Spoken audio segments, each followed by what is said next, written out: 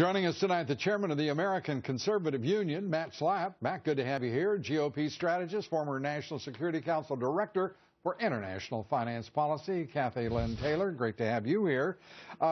Here we are in New Hampshire, and still focused on Iowa is Donald Trump. He says there's fraud. He said that he was that Ben Carson was defrauded of votes, and that they should give the title, the championship, to him. Carson isn't saying anything. Kathy, I mean, what kind of deal is it when the most obvious victim of so-called fraud isn't the one complaining loudest? Well, it's certainly an interesting dynamic, but that's not the first time we've had this on this campaign so far, for sure. It's probably a very smart strategy by Trump. He was gracious. He's had more humility over the last week than he's had probably the whole campaign so far. He's starting to show a little bit more of a presidential side, but it shows a lot of empathy that he's standing up for Carson, and it also puts him in a very good position to potentially assume Dr. Carson's votes if Dr. Carson decides to step out at some point soon. You know, Matt, this is about as close as Donald Trump has come to modesty, and I've known him for some time. Modesty is not his long suit, but I have to say he's been complimented roundly for his gracious concession to the man now he's saying has committed fraud on the people of Iowa and the candidates who went there for the caucus votes. Yeah, I thought it was a great moment when he came to the stage with his really attractive family and said very gracious things. That's the way I was taught to handle defeat, and I thought it was a great moment. And, I think this whole question about this Ted Cruz tweet or responses to whether or not Ben Carson was moving on to New Hampshire and South Carolina, Ted Cruz has apologized for that. Now, whether or not that affected turnout in Iowa or not, Lou, we're never going to know. Matter of fact, 4 years ago, we didn't really know who the winner was of Iowa after the fact. And the fact is we had a really close finish between Ted Cruz and Donald Trump, with Marco Rubio coming in third. And just go win New Hampshire. Moving to New Hampshire, but before we do, I've got to my chest.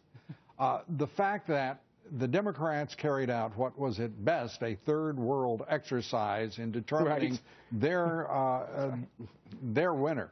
I mean, that's an embarrassment, not only to Iowa, but to the entire national political system.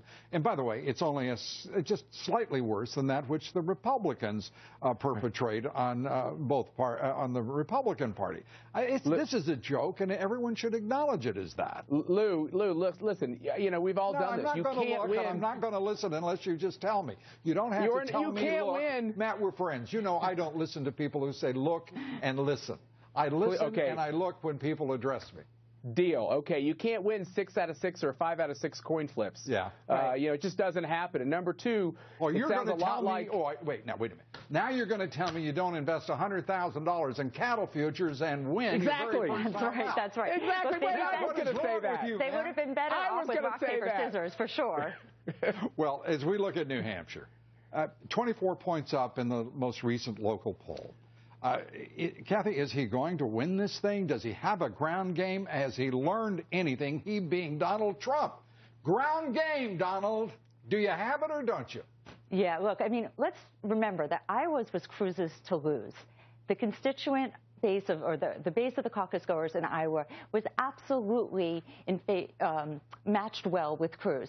In New Hampshire, where Trump has spent more time and should be better suited to win, that poll should be more reflective. But we've learned in this campaign, polls are anything, anything goes. Any sign that Donald Trump has learned a darn thing in New Hampshire? There's been a lot of talk about Donald Trump's data machine as well. It did not work in Iowa. It's a great question. Will it work in New Hampshire? No one knows yet. I'm still in search of that answer, Matt. Kathy's going to pass on that one, I believe. Has he learned anything in game and evidence? Can he win in New Hampshire without it? Everything we're getting from the campaign is that they're not changing their strategy. Everything I heard from Donald Trump is that he is a bit chastened by the fact that he didn't spend every moment he could have in Iowa, and I do not think in the end he'll replicate that in New Hampshire. Meaning that you do believe who will win in New Hampshire? I think Donald Trump's going to win in New Hampshire. Who's second? That's a great question. I don't know.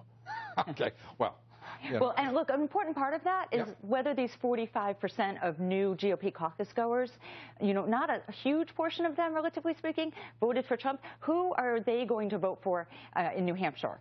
If they get more turnout and they get more new primary voters in New Hampshire, who are they going to vote for? Trump needs to convert more of those than he did in Iowa. All right. Who's going to win? I think Trump's going to win. All right. And I think Who's we're going to. I think we're going to have a close second. Look, Bush is second right now. I'm going to go with Rubio. All right. There you have it.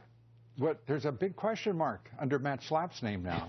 We know number one. We have a question mark under number two. You want to quickly fill it in, Matt? I think it's a complete jump ball for number two, Lou, in all candor. Well, candor and straightforwardness and insight, your specialties. Great to have you with us, Matt. Thanks, Kathy. Thanks. Good to be here. Appreciate it.